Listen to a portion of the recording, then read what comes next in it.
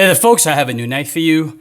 What I have here are Joe Caswell's designs, his creations. He started off with the Morphing Karambit. This is the version 2. I'm assuming the version 1 was like a prototype, but this is the one that he marketed on his Kickstarter a few years ago. I believe these went for around $450.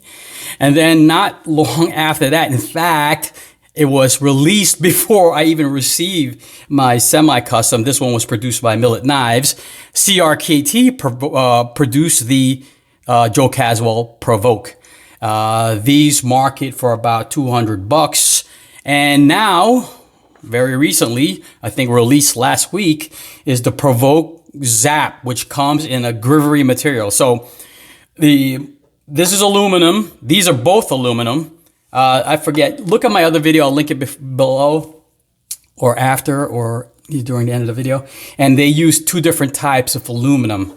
This one had the higher grade of aluminum, but this one is grivery, which makes it super, super lightweight. Now, the steel differences. So this steel on the custom, semi-custom, is CPM 3V. And on the Provoke, it's D2 steel, good steel. And on this Provoke Zap, it's what the hell is it? 1.4116 stainless steel. Of course, a more affordable steel with a more affordable material. And again, this went for about $450. This went for $200. This goes for a ridiculous price of $99. $99 for an awesome, awesome, awesome knife. And I'll talk about, compare and contrast each one. Let's do the side by side. Let's see if I don't even know if I can balance this, but you can see it's very comparable in thickness. We'll compare the Zap to the Millet version, and you can see that its dimensions are identical. The thickness of the grivery compared to the thickness of the aluminum. Yeah, I think it's pretty much the same everywhere. The hardware might be a little different. The wash on the steel might be different. But if you wanted to get yourself a Provoke, or in the secondary, the Morphing Karambit, and you can't, and you've struggled, let's move these out of the way because we're talking about this knife here. This is now available. Now they have it in two colors, yellow and orange. Joe was kind enough to send me the orange one to check out. So I am impressed. Now, I love that they use grivery. Grivery has been used by Benchmade, CRKT. It's a proven material that's very, very durable. There are some people that did videos on the grivery and how they can bend it on, I forget, one of the Benchmades. I don't think you can bend this one. You can see by the thick stock of the grivery, this one is made to be super durable and it's lightweight. It is super lightweight. It's got the same action as the other Karambits from Joe here, the Provoke and the Morphing. It feels exactly the same. I mean, it's the same design, so moves exactly the same, flies out exactly the same. The difference is that because this is grivery, this has a steel liner to accommodate the lockup. I'll show you. I'm going to take this down at the end, and I'll show you the internals of it, or what I can show you, hopefully. Hopefully it's not very difficult to take down. You can see it's got a beautiful black stonewash. So it's designed to be used so you don't have to worry about scratching it up. They scratched it up for you already. There's a CRKT logo, very nice. And you can see there it says Provoke. Now, I don't know why they call it the Zap. I have no idea. Maybe because it flies out in a zap. I don't know. I have no idea. But for $99, $99, that is a steal. Like I said, look at this thing. Looks like something out of Tron. You know, one of those guys riding the motorcycles. I believe Joe rides motorcycles. Maybe he was inspired by his motorcycling background to design something so awesome. I can't wait till Joe designs something else. I mean, the man is just so innovative. But $99? That's unheard of. $99. That is awesome. There's the pocket clip, as you know. There's some kind of spring coil in there to retain it, to push out the pocket clip. You just push down on this where they have nice little jimping, and you can slide it in your pocket. And the spring makes it go back to true.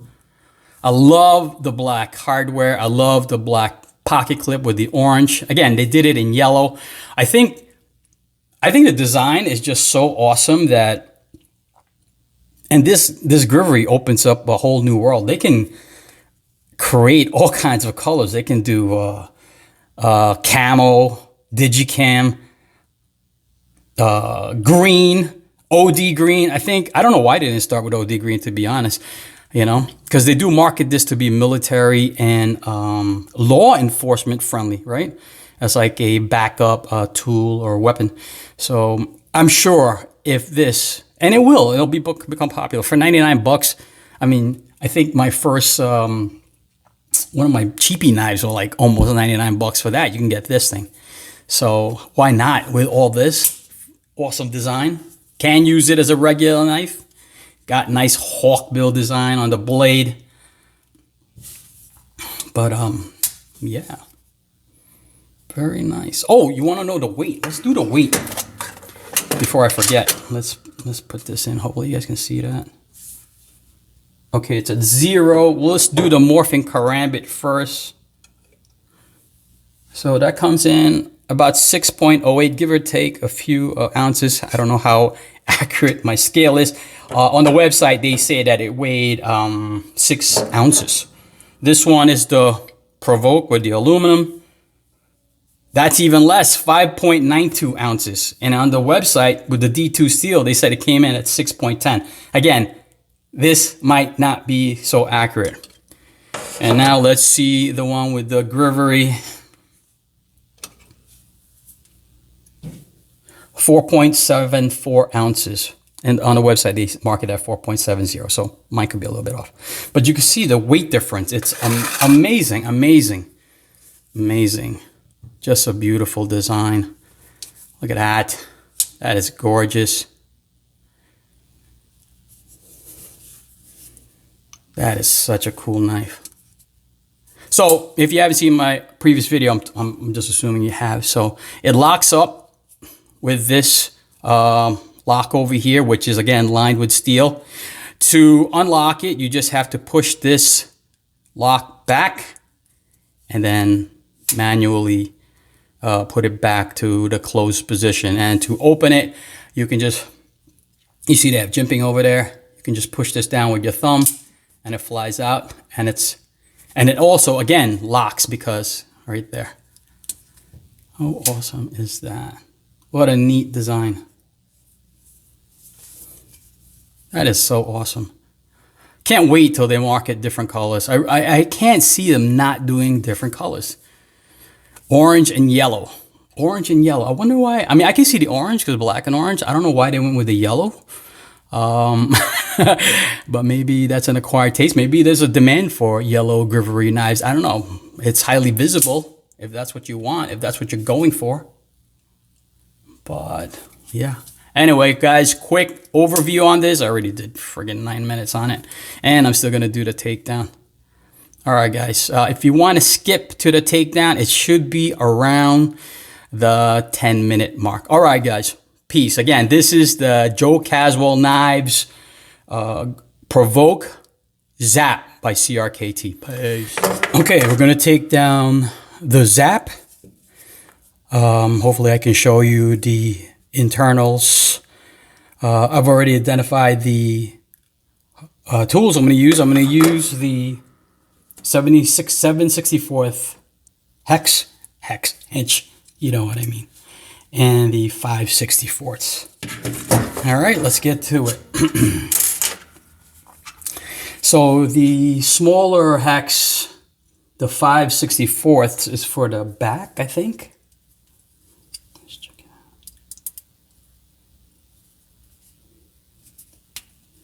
Okay, I don't think it's Loctited. You heard it? No, not at all. So let's take those out.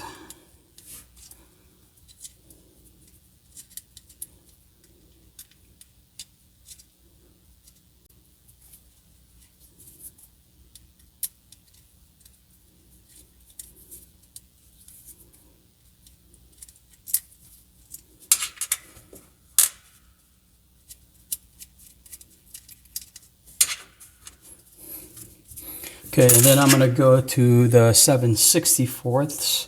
So you don't have to loosen these unless you wanna do some maintenance on the blade, I guess. So I'm just loosening the ones attached to the grivery handle.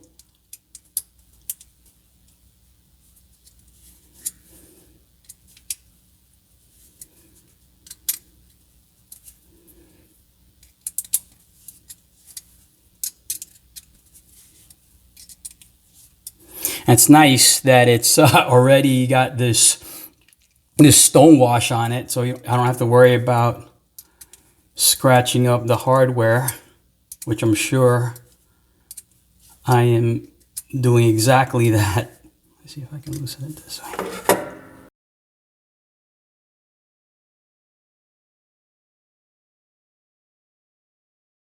All right, I think I can just take that out with my hand. Okie dokie.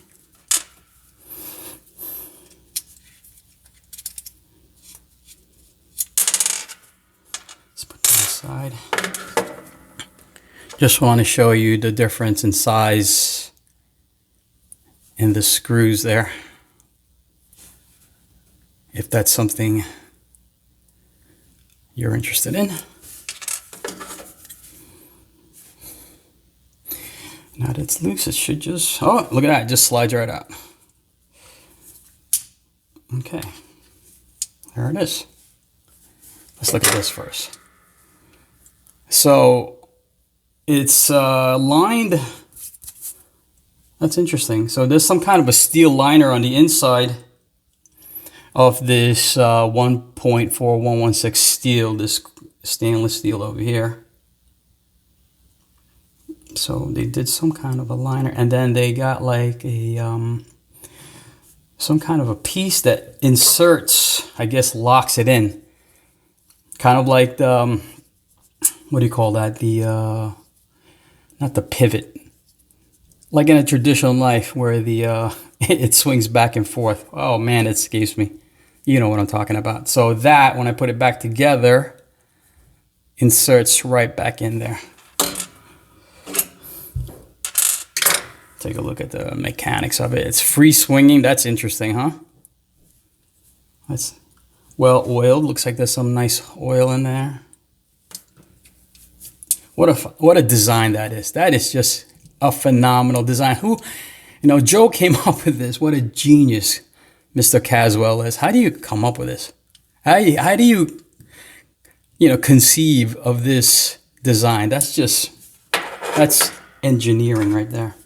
And so here's the grivery, and you can see there that's lined with steel for the lockup.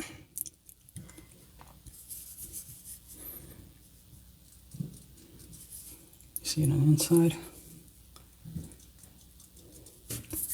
So the brass hardware, so I believe this is not brass, this is steel, of course. These are steel, right? With a coating, and it looks like the brass are right inside there. That accommodates the steel hardware. That is very interesting. And of course, the pocket clip, there's Joe told me I'm not going to take this down because I don't want to mess it up. There's a spring in there that helps keep it flushed, but I'm not gonna take that down, but just take my word for it. There's some kind of a spring loaded mechanism in there. And yeah, and you can see, I guess, the lock face. What would you call that? Trying to get the light on it. Very lightweight for sure. And this grivery is thick stock of molded thermoplastic. This, I don't think you can. I mean, if no, you know, I don't think I can. That was the pocket clip moving.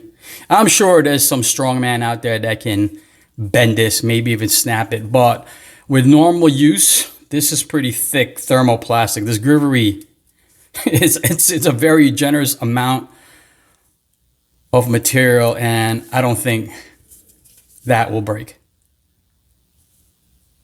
What's that? Shall we put it back together? Let's see how easy it is to put back together.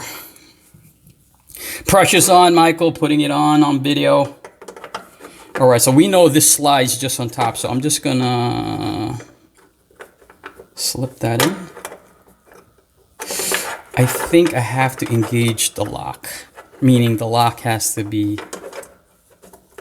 over, I think. Let me see.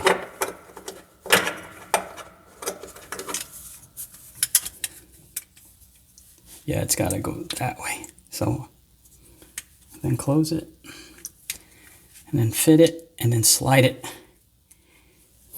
And it kind of just snaps in place. Very nice.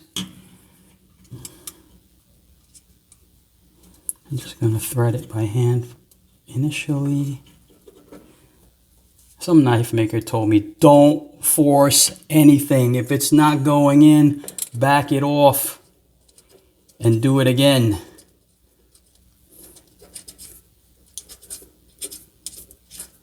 Let's see. It's in there. I'm just blowing some saliva in there so it lubricates. Just kidding. Okay, it seems to be, I'm having technical difficulties here. Let's see if I can do it with this. Yeah, definitely goes in better with the tool. So use the tool, folks. Don't be a tool.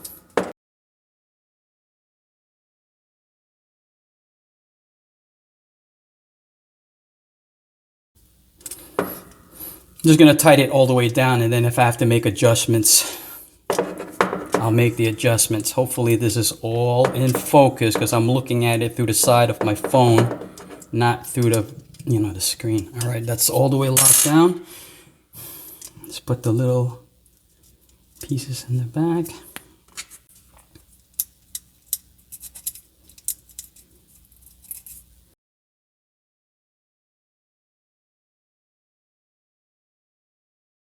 Okay, that's completely locked down on both sides. It's a bit snug. Yeah, it's a bit snug. Let me back it off a little, just a little bit.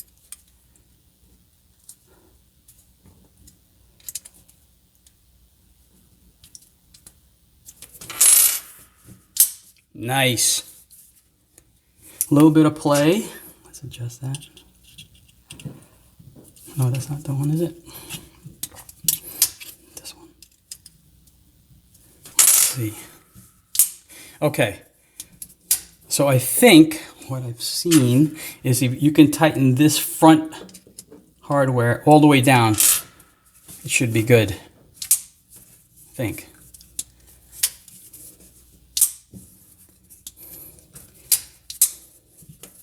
And no play. Okay. Let me see if I can back this off a little more. It's not as smooth as I'd want it to be.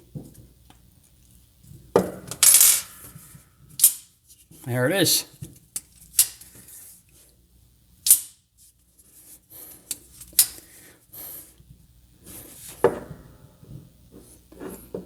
I think that's where it was to begin with. Very nice. Awesome, lightweight design.